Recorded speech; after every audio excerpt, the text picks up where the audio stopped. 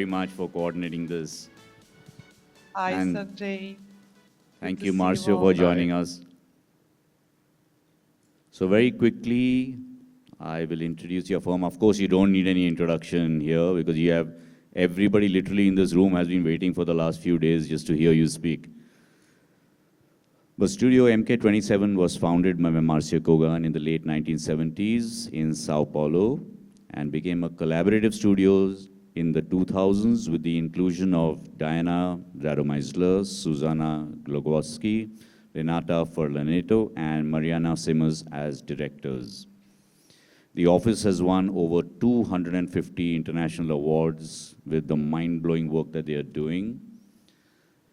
And now is the inspiration for the talk. What began as a localized interpretation of a Bauhaus principles has blossomed into a global movement. Tropical modernism, celebrated for its seamless integration of indoor and outdoor spaces, is now pivotal in our quest to understand the human experience as an intrinsic part of nature. Beyond the use of natural materials, balanced doses of craftsmanship, and elegant proportions lies a silent statement for an architecture that retracts, leaving the central stage to atmosphere and the life within buildings.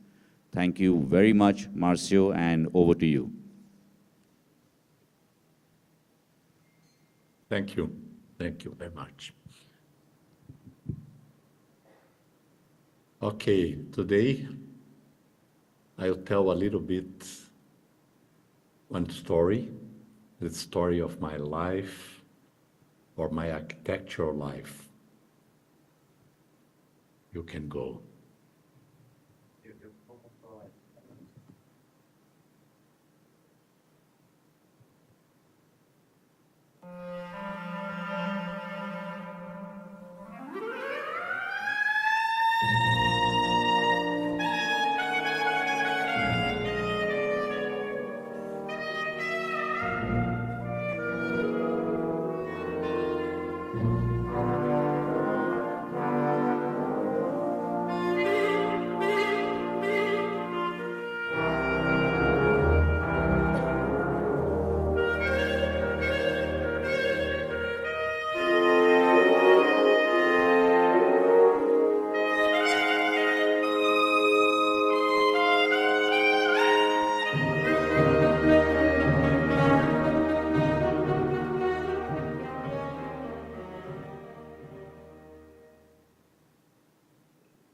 This is São Paulo. Chaotic, dangerous, awful. The city that I live. And probably where I will die. But it's a spectacular city. And we love it.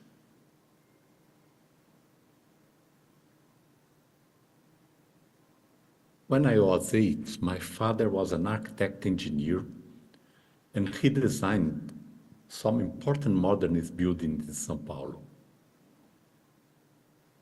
This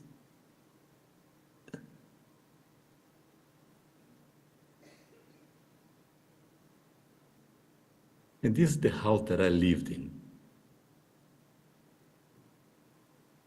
And it was surprisingly similar to Villarpel from Jacques Tati's movie Monocle. I suspect he copied my dad's project. This was the beginning of the space exploration age.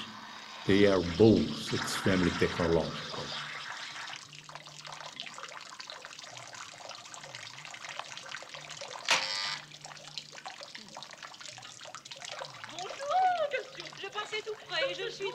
Ce n'est pas possible. Il faut que je m'arrête pour savoir si j'adore votre visite. On vous voit jamais. Oh, ça pour une surprise. Je ne voulais pas vous déranger. Je vous avais... Ça.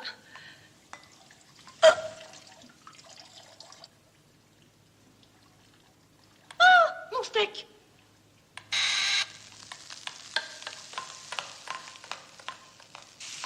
Bon, alors, 2, 4...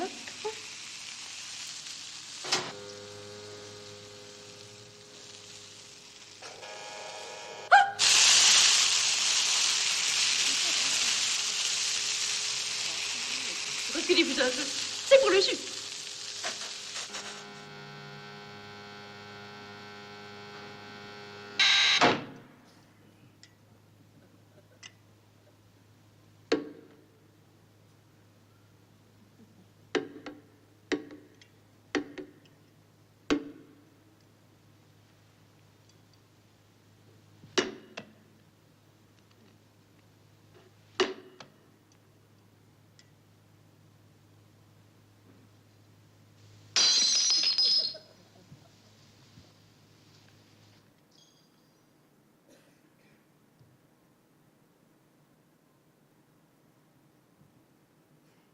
But the house that I lived, my father designed it around the end of the 50s. And he designed absolutely everything, down to the smallest details, from the furniture to the artwork, having total control over the project.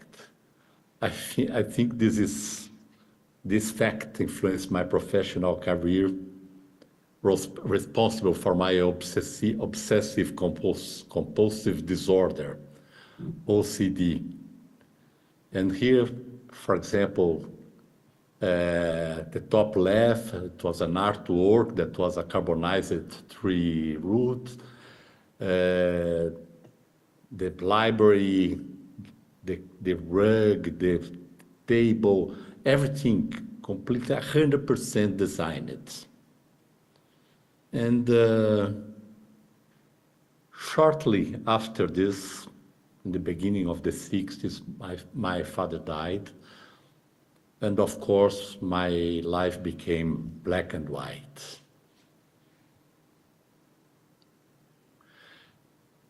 Okay, when I was 15, when I was a teenager, I was the worst student in a public school in São Paulo. And I was so bad that they put me in night classes. Studying in a public school in São Paulo at night is your end. I used to wander about the city, always skipping school.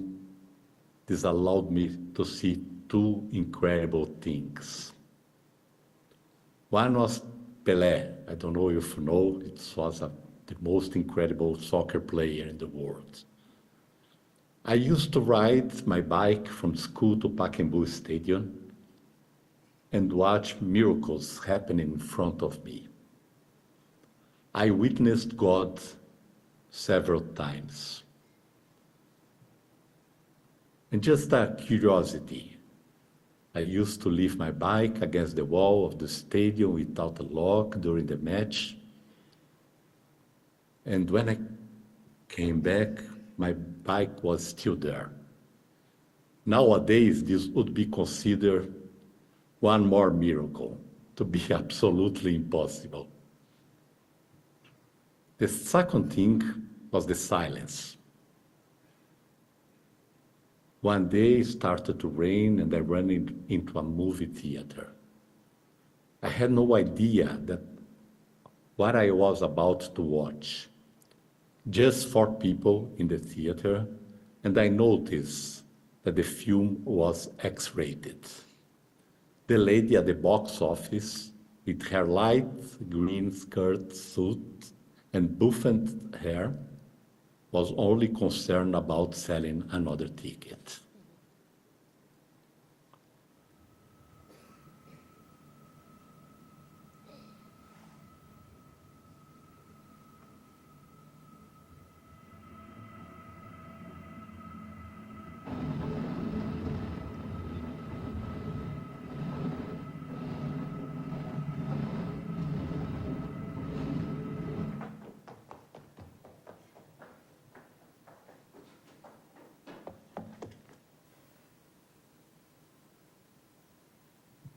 No.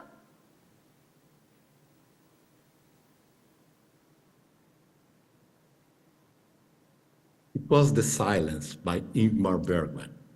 I had never heard of this Swedish director. It was a new experience in my life. I saw myself on the screen in my distressing world, in the profound solitude. At this moment, I had an epiphany.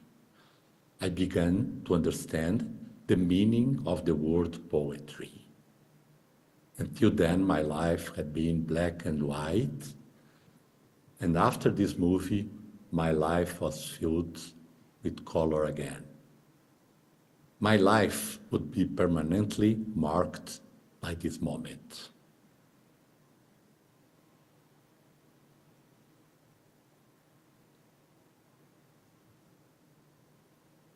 At university, professors pushed the incredible Brazilian modernism on students, and of course, I began to hate it. At that moment, in the mid-70s, I began to love the radical architecture movement represented by Archigram, Superstudio, etc. The Pompidou Center was under construction, and this modernism seemed anachronistic to me. After graduating, I began to love this Brazilian modernism and understood the importance of this marvelous movement again. Probably it was the most important modernism movement in history.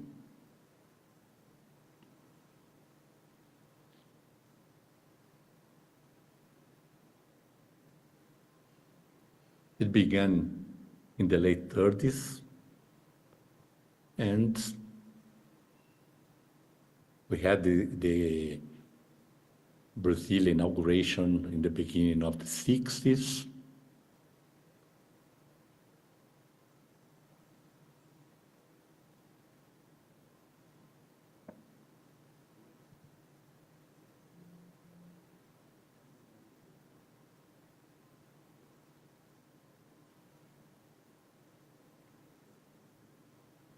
And was cut short in the mid-60s with a very, very sad military coup in Brazil. And I think nowadays our offices represent an extension of this movement.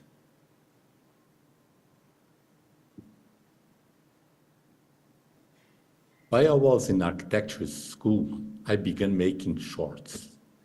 In that beginning of my professional life, I didn't know if I wanted to be an architect or a filmmaker. Until the day I decided to take a step further. And in 1987, I made with a friend my first feature film called Fire and Passion.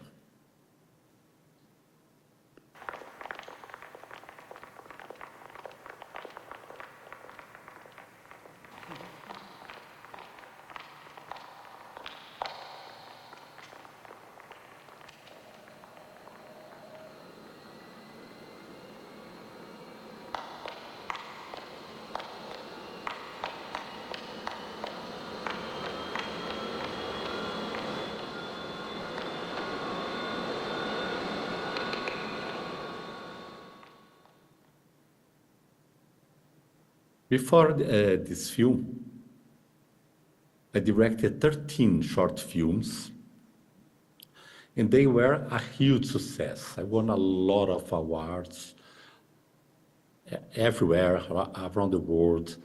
Huge, huge success. But this film was a disaster.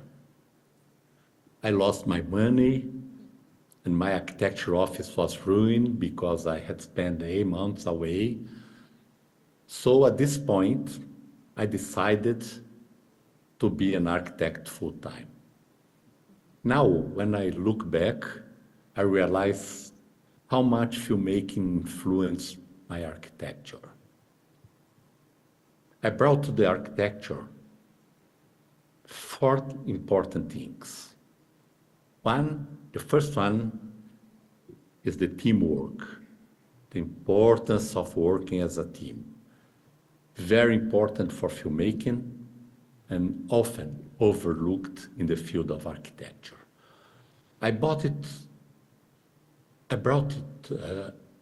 to our way of working. We create a super democratic. A lot of architects they participate in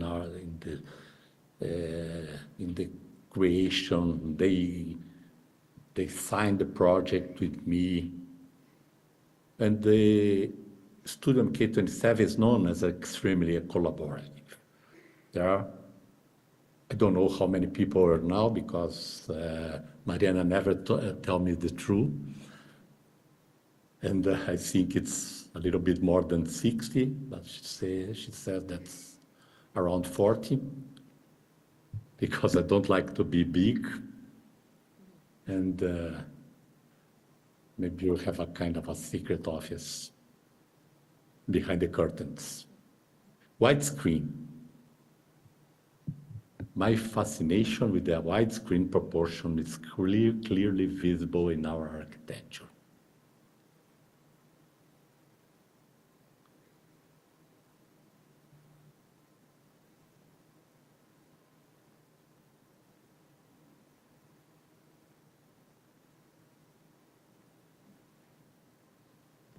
The fundamental importance of light.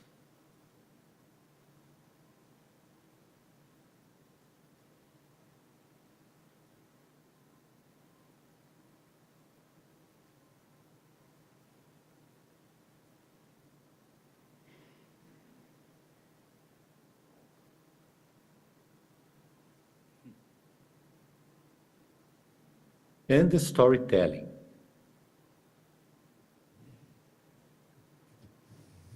When designing a project, I imagine myself as a character in a movie who gently shapes and reshapes a dream.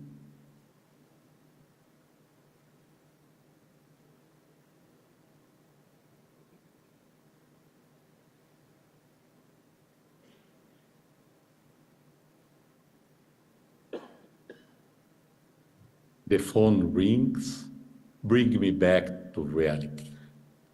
It's a client complaining that water is leaking through the round window. That's it.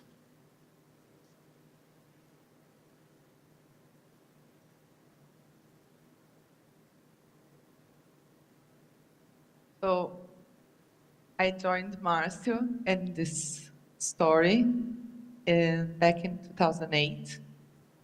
And like many of us, felt this profound identification and love for this architectural language that has been very uniquely created by Marcio and his personal story.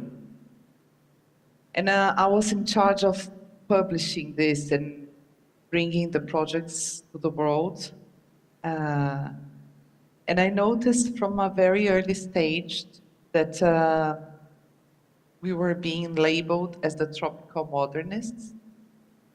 I know that just like in India, you had Charles Correa, and we had all these masters, and I felt like labeling this in such a strict form of modernism was somehow poetic, but as well a bit unfair because of all the other things I could see beyond the principles that were being highlighted in our projects.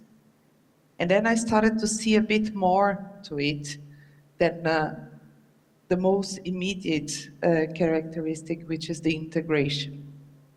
You can click. And of course, this was very strong. So I entered the studio in 2008, and in 2009, Paraty House was done, which is like, I think, a very important step in our history. It's between São Paulo and Rio in the green coast of Brazil. We've recently rephotographed it with Fernando Guerra, our trusted photographer. And it was this very simple idea of very horizontal concrete boxes floating over the forest, overlooking the ocean, mixing very sharp and precise materials with natural ones, filtering the light and applying all these ideas that Marcio have just explained to us so beautifully. And the project went international. It was also the beginning of the internet magazines. So it was not just like print, that you had to go through a whole process with editors and then print 2-3 images, but those images were widely spread. And I started to understand how this integration was being highlighted, but I felt that there was so much more to it that we could emphasize in the projects. And then we started being invited to different contexts. And I felt that these principles could explore so many other relationships and potentials in spaces. The first one being communal, which for many, many years, the studio was very restricted into designing single-family houses within the lot and thinking about this particular expression. And with the studio growth and these different invitations, we managed to start exploring the connection between spaces, the in-between space, and what could happen and how could architecture collaborate with the building of a community. This is a project in Madrid.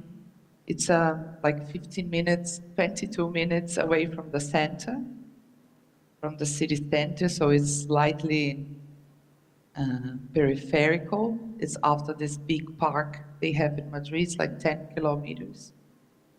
And Somosaguas has a character to it. It's around the Ipica and the houses. All the lots are very big. It's a very green area in the city. And we wanted to explore the idea of densifying the peripheral area without breaking the horizon, without breaking the horizontality of this occupation around the around downtown.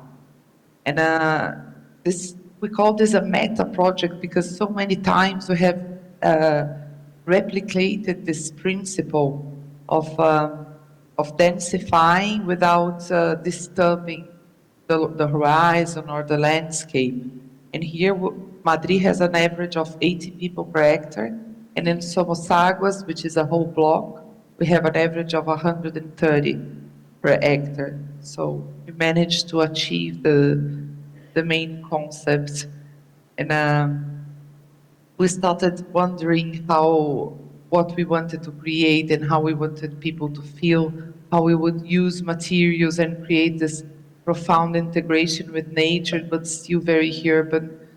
And here in Brazil, we explore mostly natural materials in contrast with casting local concrete, which is very good here. But here we had the industry, so we could use a lot of aluminum plates and this very wide, the idea of doing something profoundly wide and mixing materials that were less contrasting like we have in Brazil, but more sleek and elegant. And then we had this idea of the peripheral occupation, very lined up and repeated and stamped. This was the project actually that the client came up with, like he wanted us to do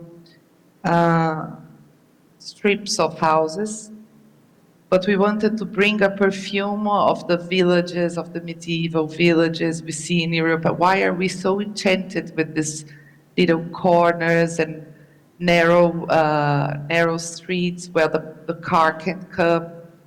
And then that's how the project started gaining shape. We put all the cars underneath and the access only for pedestrians. you can cross the whole block through this communal area. We did plateaus, very gentle plateaus that transition from the highest part to the lowest point of the site. And when we started, we had a mix. We had a mix of 60 houses, much smaller. But then as the sales went, we were changing the mix, and this was very welcomed also from the developer, because he could adjust the product to the demands. And we ended up with 21 units, much larger than the initial thoughts, and the underground was an immediate result of this occupation. So we didn't mind the shape of the underground, but rather we followed the occupation. All the houses are very modular. We were very strict with the 125 module, and therefore we created stretches, and that's how we managed to create this flexibility in the occupation. So we have the smallest one to the largest one, 17 modules in the largest one with 2 stories. And then we worked in the facade with very precise incisions, trying to see how we could manage the privacy, but still creating some unity between all the residences. And this is the result, almost like a natural Tetris with this interstitial communal space that we feel we achieved this sense of community we wanted when we went there for a party in the community, and we saw that this was actually coming to life and bringing a sense of togetherness. This is the party. The only equipment is the actual central pool. And then how we could mix programs within these principles. This is a project in the south of Brazil, in Florianópolis, and it's the last empty big plot in this beach called Jurerê, which is a planned neighborhood by Oscar Niemeyer, and for environmental reasons, the former owner had some problems, and the plot was kept empty for so many years, and now that the problem was solved, they had an agreement, it could be finally occupied.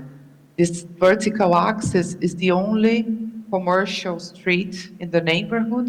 It is a pedestrian, they call it open mall, but we rather think of it as a pedestrian street that has commerce on it. And it is like the apotheosis of this axis, right? The exact moment it meets the beach and the bicycle lane that goes along the coast. And then we started designing it and coming up with a very fluid occupation, and how could we make the beach enter the urban environment and the other way around. That's how we named it Cais, because it's this moment of transition.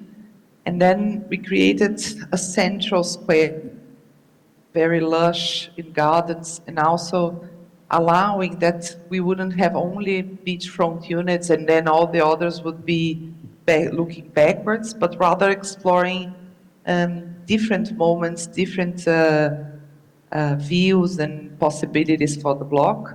So we occupied all the periphery of the site, and we managed to convince the developers that we should keep the public fluidity of this open mall and cross our site until it meets the beach. And this was very surprising for us that it was accepted. It was very generous of the landowners to allow for this to happen. And also they saw the possibility to explore this commercially. So we're going to have a hotel. This is the lobby where you enter. And in the next slide, you have the mall. So we also created different facades, not only looking inwards to the central patio, but looking into the mall and having this fluidity. So like almost 1/3 of the plot was kept public for public use, and 2/3 of the site is permeable. So the gardens also contribute to this moment of an important human role of draining the tropical rainwaters where it meets the beach. So it is a very successful negotiation of all parts, and reaching all the numbers we should. We have 59 residential units. We have the hotel in the back, and the mall in the bottom, in the ground floor. And then we created this sense of unity for each of the units. We have residential units in the ground floor as well. And exploring this idea of a village, of a vertical village that can escalate from the beach backwards. So always arriving close to the beach very gently and very softly. This is the central square. So even the back units have a view to something very natural and very well designed. And then taking a step forward, I think we've been more recently exploring how these ideas can benefit socially this very unfair country and context we live in. This is São Paulo. It's the original Ford factory from the 20s. It stays right next to the train line, and a very established favela called Moinho. They try to remove this, and it comes back several times because it's a very central portion. It used to be the train garage. And the Ford factory was designed by the Ford architect from Detroit. And so it's this very interesting brick facade, very modular. It is a street in an area that has many homeless people living in, so the facade also has the marks of police trying to expel people. There's fire marks all over the brick, so it's a testimonial building of the conflicts and the problems we have within the city. And it was the first stressed concrete in São Paulo in the 20s. So it had this very particular mushroom-shaped columns. It has elevators for cars. It has a whole history to it. And in Brazil, we don't really take care of the modernist heritage. So we saw here an opportunity. This place was being offered to the city hall for a very cheap acquisition because it had debts, for tax debts and stuff. It was being used for for rave parties or for informal sellers' deposit of cell phone covers. So it was like this very grand space in the middle of the city center was being very unutilized. And we started working with all the departments within the city hall, learning about the shelters and all the residential policies for homeless during the pandemics.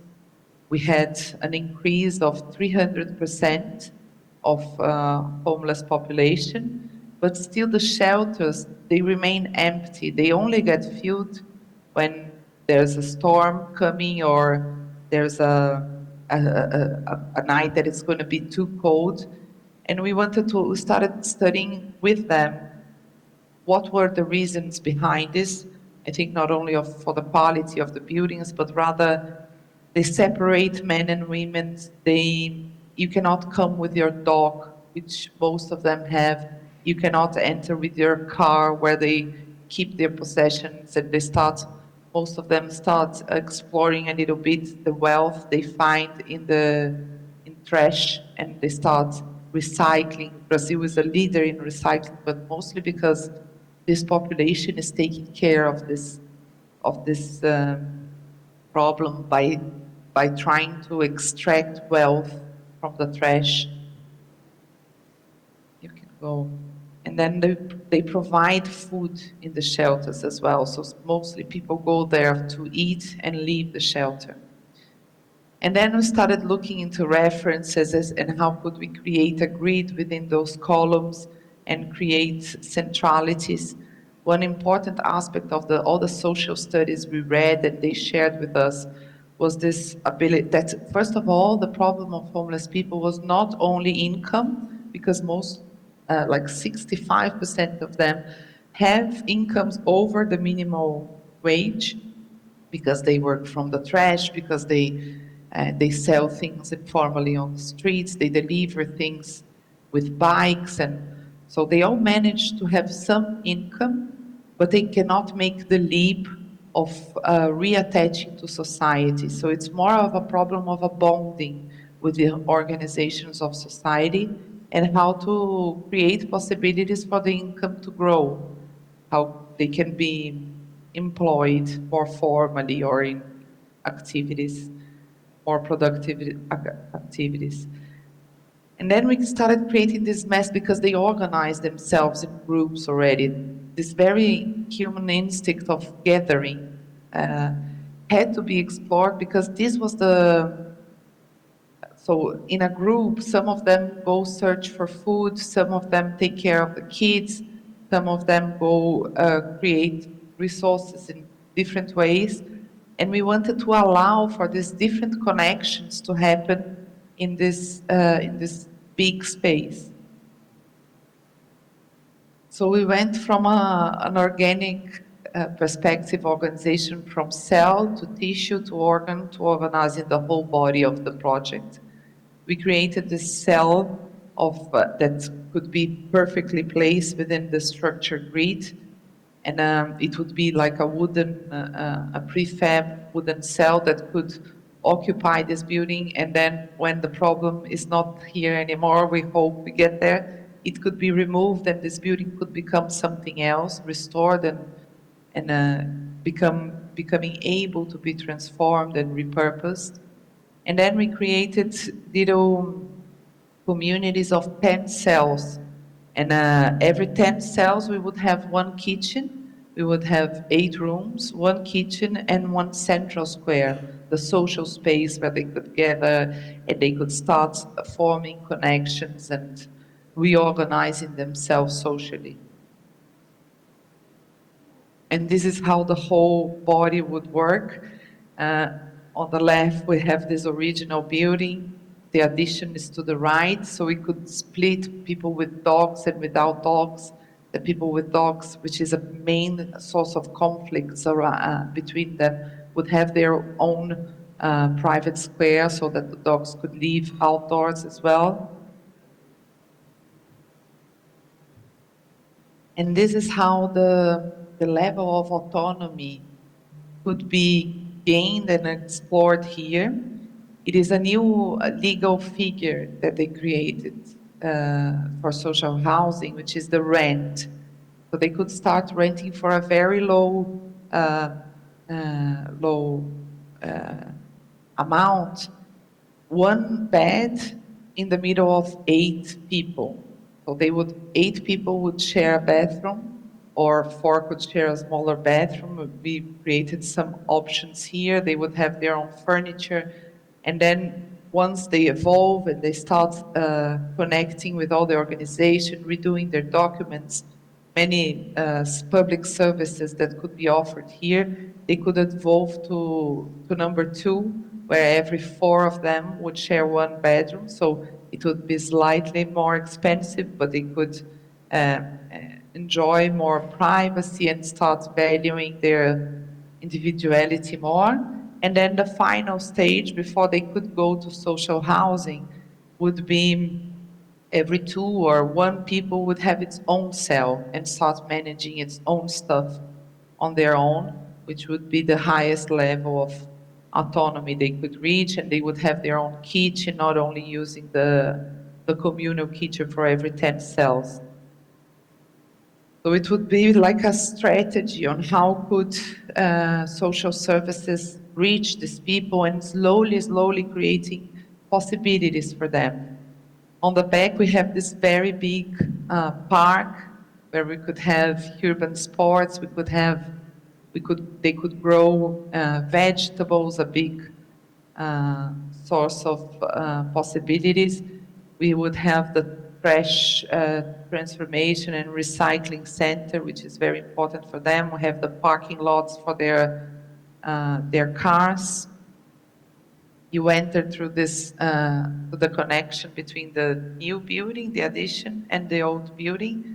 And here you would be filtered, people with dogs and without dogs, where all the social services, kids nursery and stuff would be offered, the documentation, the descriptions you would have for this community. And then to the right where the dogs are, it's a triple height place, so the cells would be piled up and you have staircases, and the little square to the right is where the dogs would be. And then to the left, this is how the communal spaces, we would have a market. It's a whole economical idea on how they can exchange, how younger people can take care of older people's, clean for the older people's houses, people growing food could sell in the markets, and they would have to prepare their own food. I think this is something very important strategically for them to gain autonomy instead of serving ready-made food as they do in most of the shelters. And this is how every 10 cells are organized around a little square and the kitchen. And each floor could have different organizations. This is the new warehouse with the triple height.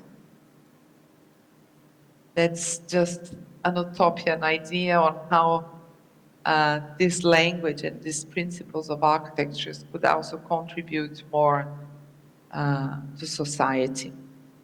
Then we also started studying more the principles in modernism that were so natural to us, like searching for the best insulation, cross ventilation, using locally sourced natural materials. And we started measuring the results and using this more methodically to create this residence, Saba, which is off-grid, not connected to sewage, to water plumbing systems or anything, built in prefab wood, locally sourced with earth, hammered earth element from the local soil, not touching the ground and creating this gallery beneath it, so it doesn't touch the mountain. It can be applied in different contexts. It can be self-built because all the pieces can be handled by people and not by machines.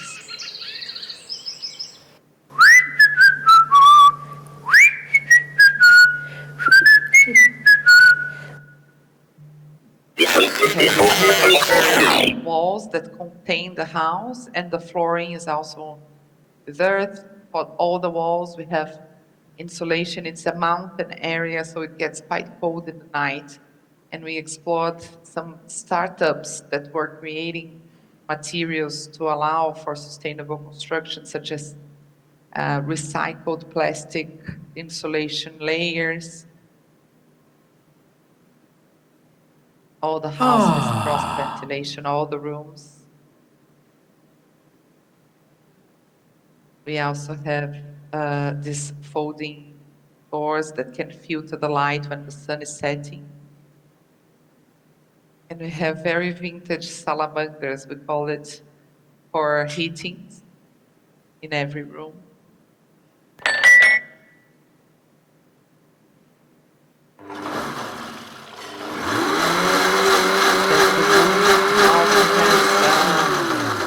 Insulation made of recycled paper, and then a waterproofing membrane that is not made of petroleum.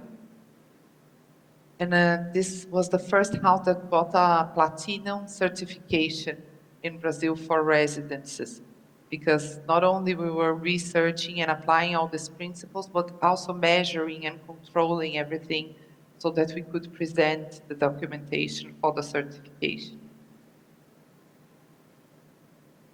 This is how it looks. It has all the same principles that every other house has, the light filters, everything Marcio has been explaining us. Very poetically, and the mix of sharp materials with more organic, imprecise ones. The whole atmosphere, the whole human tactility is present here as well.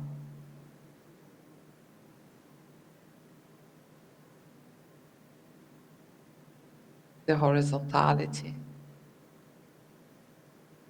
How we create just a line in the landscape.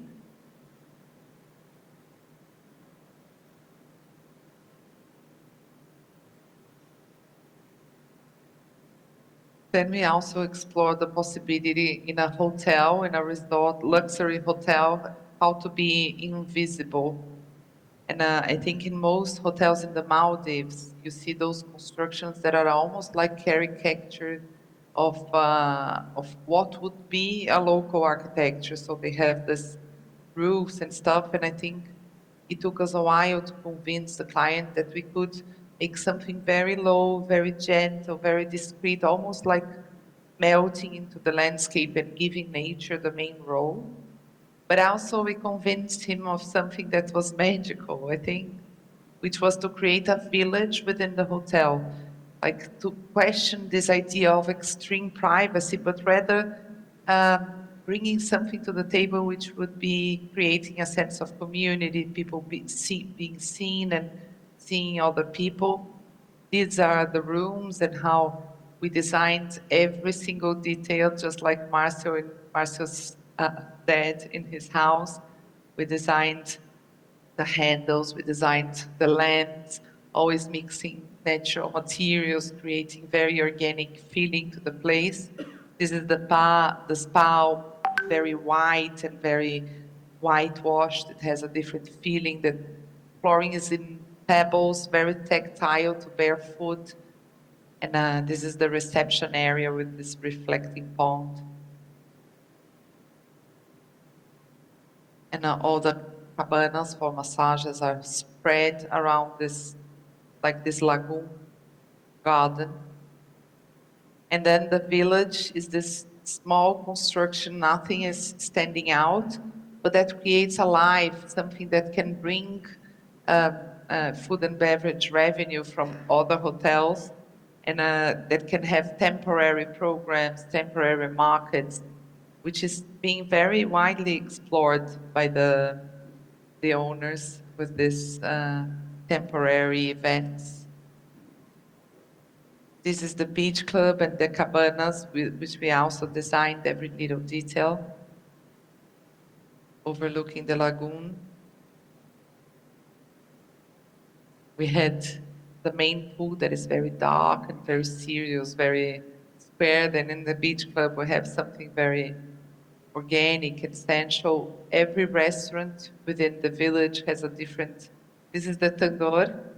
It is so it has tobogós and natural filters, a lot of clay, a lot of warm metals. The beach club where the parties are, which has a sanded floor. And this is where the architects can stay. It's a residence for artists and DJs and artisans coming here to teach some particular technique. And this is James Turrell Pavilion that marks the entrance to the village. It was a very important exploration here. We went through several different options until one was accepted. It is a self-bearing wooden structure. And because we had to have this sky frame, which is James Turrell work, it's a hole in the middle of the roof. And how could we structure this building that wouldn't have the central part? And there were many calculations structurally, but also optically on how can you create this hole and never see the width of the structure, of the roof. And then every beam has a corresponding column in wood, and that's how the whole block can be structured because of the horizontal beams that connect them all with the hole in the middle. Is the result.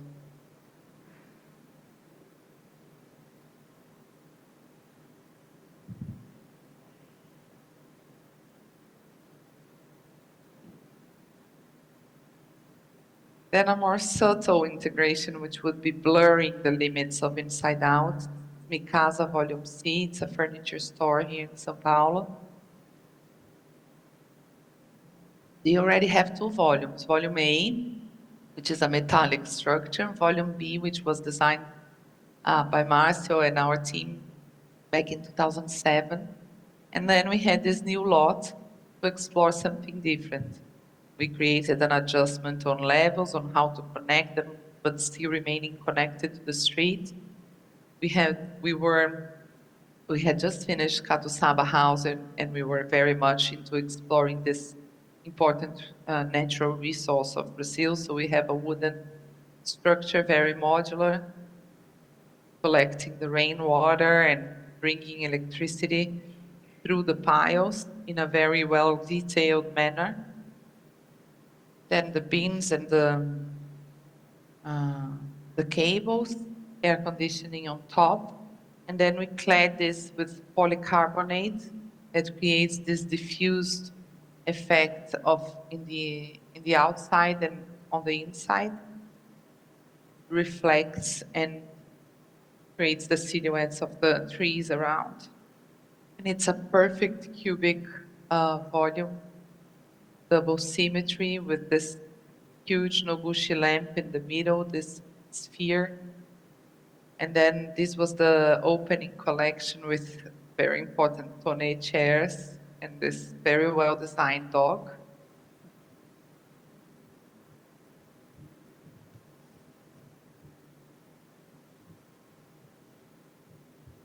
You can see the copper tubes.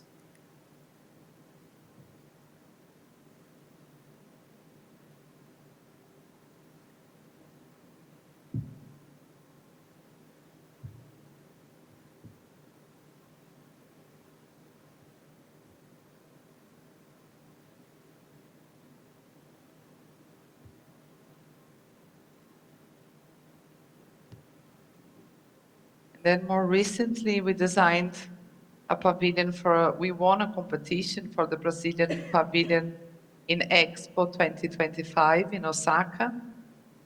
Unfortunately, we were fired in the middle of the way, but the project still remained a very source of pride, and so many investigations happened there that we decided to share. It's diluting and blurring the limits between Inside Out, but talking about something very important as the flying rivers in this phenomenon. In a typical sunny day in the Amazon, one big tree manages to transfer 1,000 liters of water through its transpiration per day.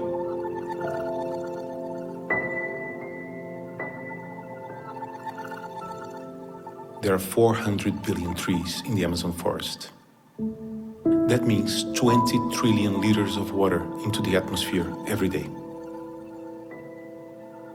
Flying rivers are bigger than the Amazon River.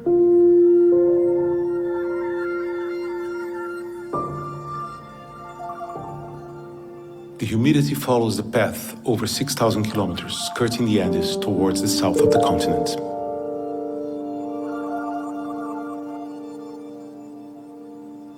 The flying rivers make regions that would otherwise be arid into green and humid.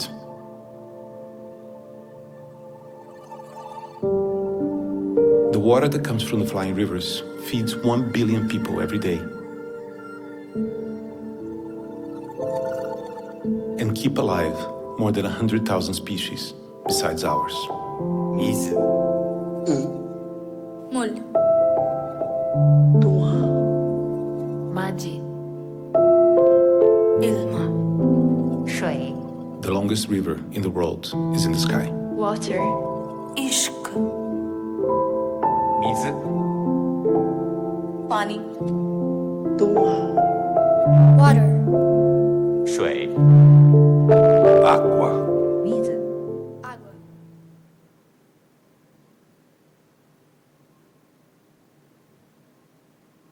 So the building would have this prefab structure and a curtain around it. And you would enter through this opening in the curtain. So it wouldn't have like a proper envelope. And then you would circulate through a ramp with the exhibition content talking about this very important moment in the preservation of the Amazon, and not only about trees and carbon, but also about the water and how we managed to use this to produce food, like industrial amounts of food for the whole world. And then in the end, we would have this installation, which is a cloud. It's a Laura Vinci, a Brazilian artist work, that would sort of emulate the phenomenon of the flying rivers.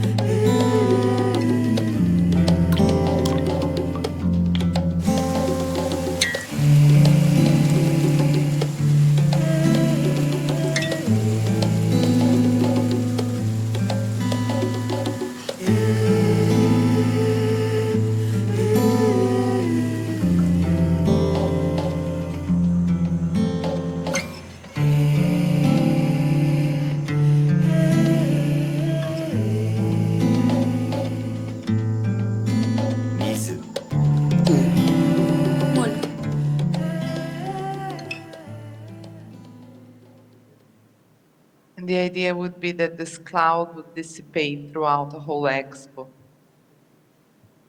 So in the end, I think this tropical modernism became quite global and not just tropical, right? And Minotti, this Italian brand, it's a very traditional Italian brand for furniture, invited us to design furniture for their collection. One of the first, most iconic collections was Daiki, which Marcio designed as a homage to this hotel, in the Okura Hotel in Japan, in Tokyo, that was about to be demolished. It was from the 50s and 60s, also a very important expression of the modernism in Japan, but because of capitalism and the possibility of growing much higher here, the hotel was being demolished. And this is how he managed to create a little homage to this important movement and to our connection to Japan and our connection to Italy. So in the end, this, what was so local and so Brazilian, this particular view over things and proportions and textures and a human approach to architecture, in the end, connected all these three important cultural identities into this design piece.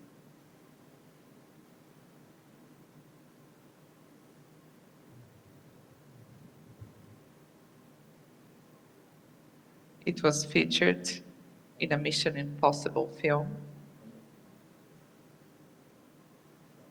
And we have designed 7 other collections. This was the first one, actually, Quadrado, bringing some of our architectural elements to this design scale. Boteco, the bar. I think you can click more quickly through the collections. The dining table, Brasilia, which is this very square, the clear axis, more well-behaved collection. Super Quadra, the homage to Brasilia. Horizon, which is, I think, their sales top seller, this search for the horizontal line within the furniture. And then I think we went quite extreme in being tropical, which was going under 0 degrees in Whistler, Canada. This was an invitation from a private client to design his house in the mountains, in this ski mountain. It's a ski out house in a very, very steep site. And how we explore this integration and the principles we have in every other project we do in different contexts, because many people visit us here in Brazil, many architects, and they say, oh, but it works here because it's so warm outside. So this integration, the air inside is the same as the air outside. And when we went to design in this extreme condition, I think the effort was, how are we going to achieve the same effects without this physical interaction? And I think the solution was creating a plinth, a base that is almost negative, and then pushing this prism, this glass prism, floating over the mountain, projecting outwards the mountain. And since we don't need to open the facade, the glass can be quite continuous and quite pure in its use. It's modulated, of course, but you can see very clearly this crystal box floating over the mountains. And it brings the sensation when you are there that you are being projected while outwards. So we have this base where you can reach the house.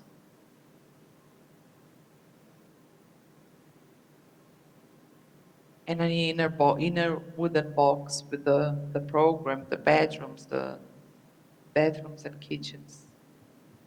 This is the living room and the fireplace, and then all the interior design, this very fluffy, warm textures in the middle of the clouds.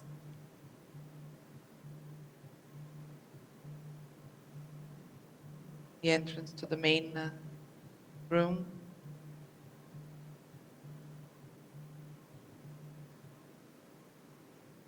This is a bathtub we designed for Agape, an Italian brand as well. Then the columns and all the details here were worked even more obsessively than we usually do. This compulsive disorder that Marcio has was potentialized by the client's obsession. So we had this design of a flagstone and we sent them. And when we visit the construction site, they had followed the exact drawing we had for the flagstones and numbered the pieces so that it would be just as in the design. Here we have like a very powerful overhang and all the machines construction. It was like the first world opening up to our crazy ideas and my wildest dreams. A very powerful metallic structure. This is the basement below with the guest rooms, the hamam. The hamam is the opening of this base towards the mountains. This is where a bear visited the house once for our panic and despair.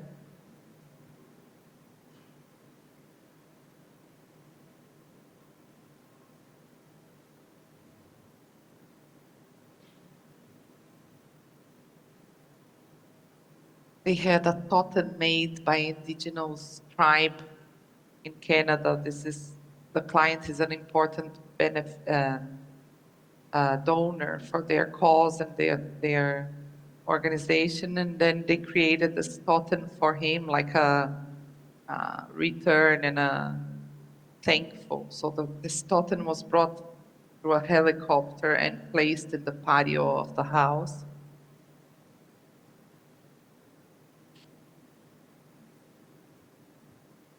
In the basement.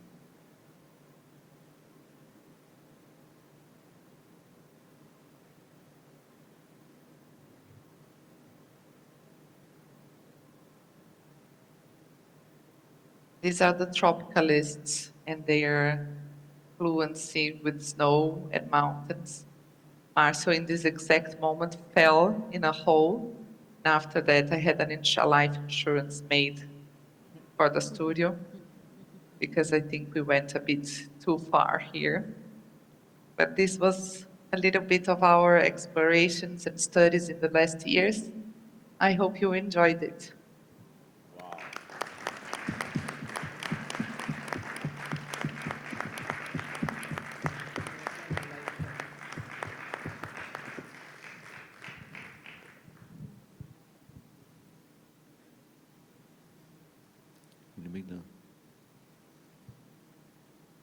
Thank you very much from everybody here in this room, in Dialogues. Marcio, Mariana, thank you very, very much. It was really informative, and the way you went about it with the story in the beginning and then smaller scale projects into larger ones and then yet larger ones and the social one.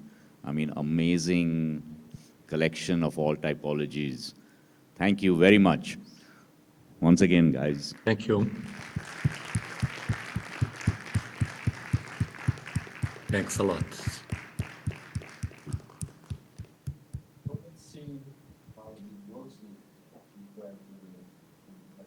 Thank you, Sanjay. It's always a happiness when I meet you in these events as the only two non-European architects in the crowd. So we feel very honored for the invitation. Thank you for having us. Thank you, thank you. Thank you Thank so you. much. And the story Thank in the you. beginning was like really interesting. Yeah. It's really nice to know that you could have almost become a movie producer or really interesting. Thank you. And you have a huge fan following in Thank India, you. by the way. A huge fan following in India. Have a a lot. good event, guys. Thank you. Thank Bye. you. Bye, bye, bye. Bye-bye.